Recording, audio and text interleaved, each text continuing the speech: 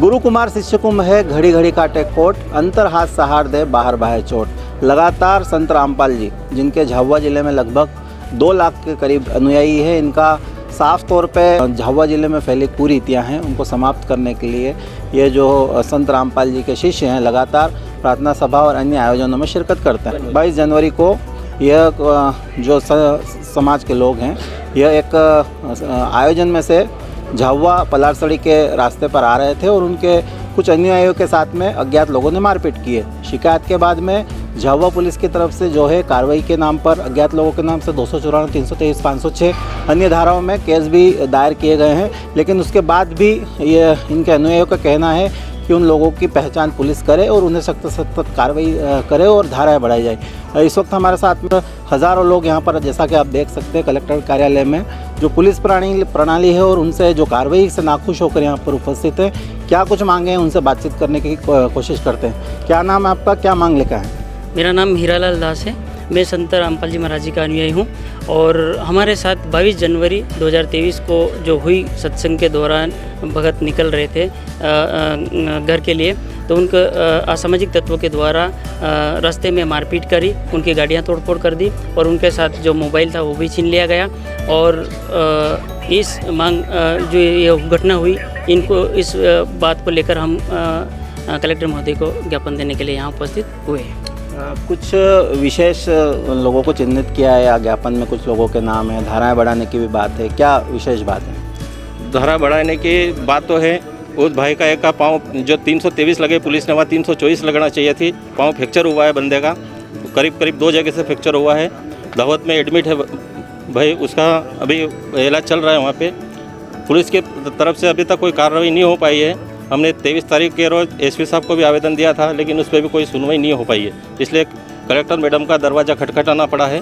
अगर कोई कार्रवाई नहीं होती है तो बड़ा आंदोलन करेंगे और अगली घटना नहीं हो, इसलिए प्रशासन को अवगत करवा रहे हैं। संत रामपाल जी के द्वारा जो शिष्य हैं, उनको किस तरह की शिक्षा दी जाती है? सुनने में आया है कि यहाँ पे धार्मिक जो आयोजन है उसमें जो शिक्षा, स्वास्थ्य और उन चीज़ों पे भी फोकस किया जाता है और कुछ ऐसे असामाजिक तत्व, उनका आरोप है कि गलत शिक्षा दी जाती। क्या पूरी बात बताएं?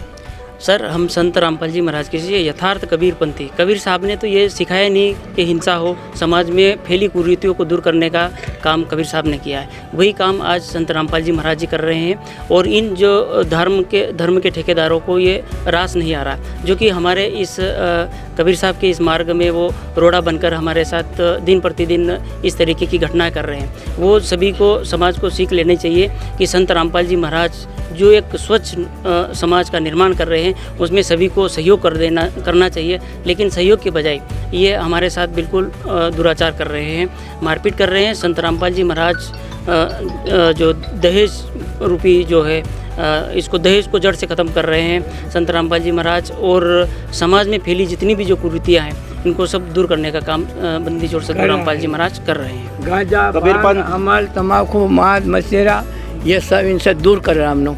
सारे सुखी बने रहा, हम दूर हो रहा है इसका, इसलिए हम ये आरोप नाम कर रहा है। आज से मैंने 84 साल हो जाए इसी बैठा में। ये आज ये ऐसे समाज, ये पूरी समाज। बिल्कुल ऐसा नहीं है। आवेदक लोगों ने जो बताया था उसके बताए अनुसार ही FIR दर्ज की गई है। और चूँकि उस समय उनके द्वारा किसी व्यक्ति की पहचान नहीं बताई गई थी, इसलिए उसे अज्ञात में लिखा गया है। लेकिन इसका मतलब ये नहीं होता है कि वो हमेशा ही अज्ञात रहता है। आवेदक उसकी पहचान कर लेते हैं, उनके द्वारा ही पहचान होगी और पहचान हो जाती है तो उनका नाम खुलासा कर दिया जाएगा। यह अभी अनुसंधान में है और अनुसंधान की प्रक्रिया के दौरान ये सारी कार्रवाई होती रहती है।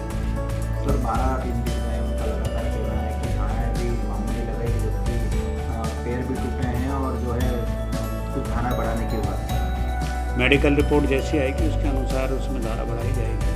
पंथ और ये इनको अनुयायी है रामपाल जी के, उनका साफ तौर पे कहना है कि जो निर्मल मार्ग है उस पर चलने की इन्हें शिक्षा दीक्षा दी जाती है और साथ ही साथ में इनके साथ में जो दुर्व्यवहार हुआ पिछले दिनों 22 जनवरी को, उनके खिलाफ ये जो 1000 से 1500 लोग यहाँ पर एक साथ उपस्थित हुए हैं और मांग की है कि जो धाराएँ हैं उसमें धाराओं में बढ़ोतरी की जाए और जो लोग हैं इनके साथ में अज्ञात लोग बताए जा रहे हैं, उन्हें चिन्हित करके सख्त से सख्त सजा दी जाए। और कबीर अमृतवाणी में कहा भी जाता है कि बड़ा हुआ तो क्या हुआ, जैसे पेड़ खजूर, पंछी को छाया न दे फल लागे तो अब इनकी मांग है कि जो बड़े नाम है पुलिस विभाग में, जो कानूनी डंडा है वो उन अज्ञात लोगों के खिलाफ नामजद हो और उन्हें सख्त से सख्त सज़ा मिले, नहीं तो ये बड़े आंदोलन की ओर अग्रसर होंगे। फिलहाल SMS न्यूज़ के लिए कैमरा मनीष नलवाया के साथ नीलेश भानपुरिया।